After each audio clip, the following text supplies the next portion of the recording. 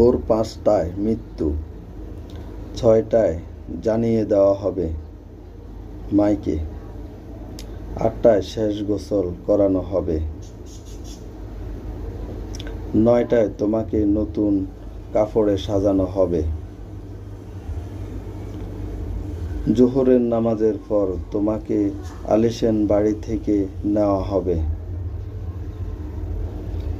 ২টায় তোমার জানাজার নামাজ পড়ানো হবে,